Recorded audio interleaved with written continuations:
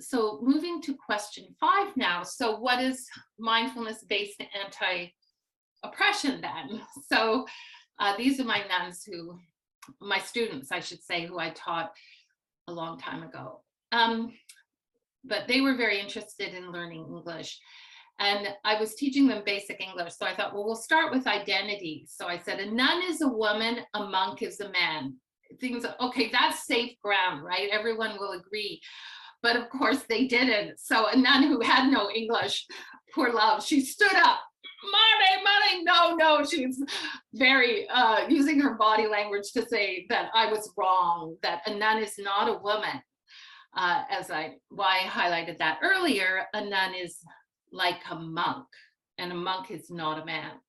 So what is being navigated here is identity, that part of the monastic tradition in Buddhism that involves renunciation of involvement in reproduction and production, that the kind of sign of woman is associated with their mothers. Most of their mothers were dead, even though they were just about 15 to 18 years old, and had had 5 to 7 children, no education.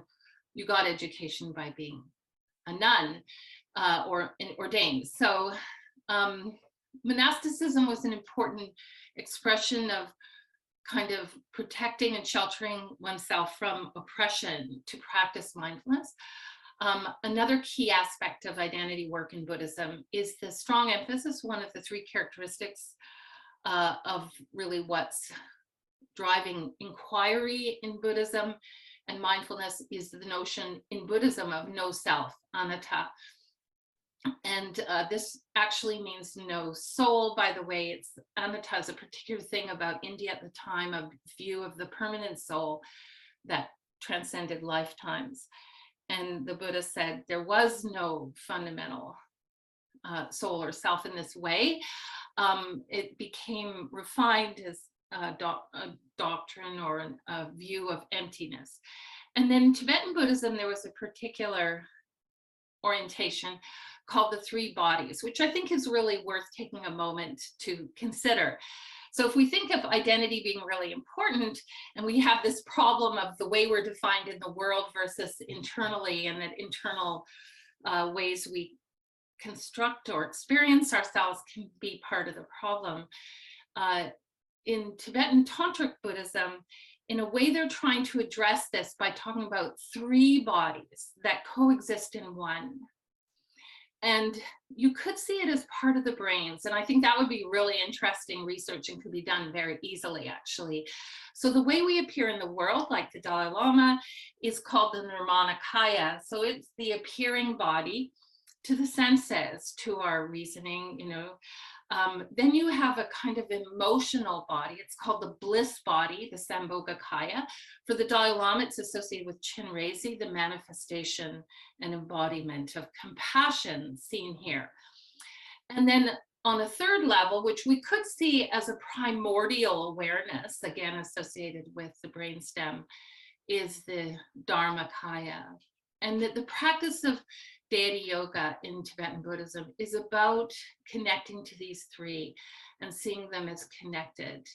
And in fact, in the Sambhogakaya, this emotional body, it said one of the key things is to develop the pride, the deity pride, they call it, so that you're cultivating a kind of self-acceptance and a deep feeling of respect for yourself as embodied in this meditative form.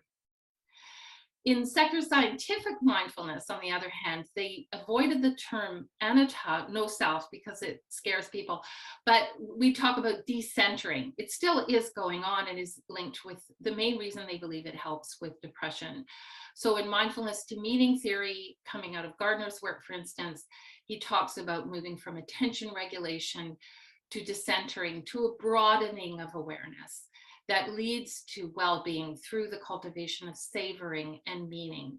And there's good research behind this theory of how mindfulness through attention, training attention, leads to well-being.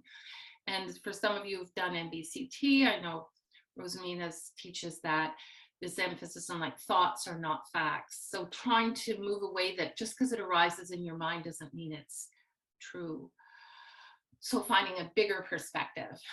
There's also good research on looking at the shift from a narrative self, the story of who you are, to an experiential self, to understanding the self based on experience as it arises. And finally, a really important concept is intersectionality, where we understand that identity is not singular, that it arises in relationships. There's multiple identities intersecting in our experience of identity.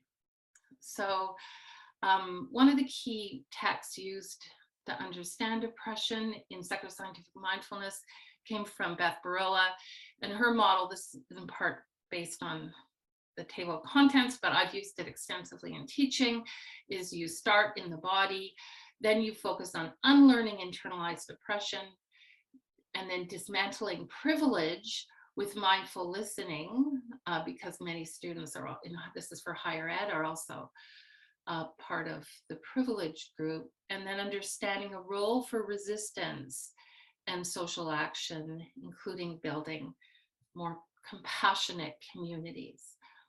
And I think there are a few things we need to look at that are challenges to this mindfulness-based anti-oppression.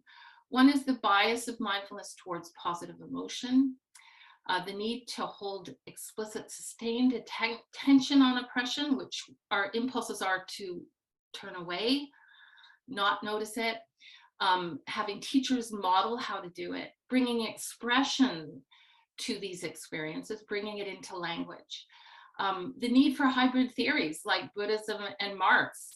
Tibetans would roll over. No, the Dalai Lama and others understand this, but Marx talked about systemic issues of oppression and agency, that the two in dialectic really have an effect, and that these views can be compatible. Now it tends to be talked about under critical theory, but it is really a reinvention, extension of Marx, for instance. But the need for these hybrid theories, the need for skills to shift from storytelling about the self to embodied experiences of oppression, and the need for more attention to the world associated with mindfulness. So this awareness of social and environmental conditions.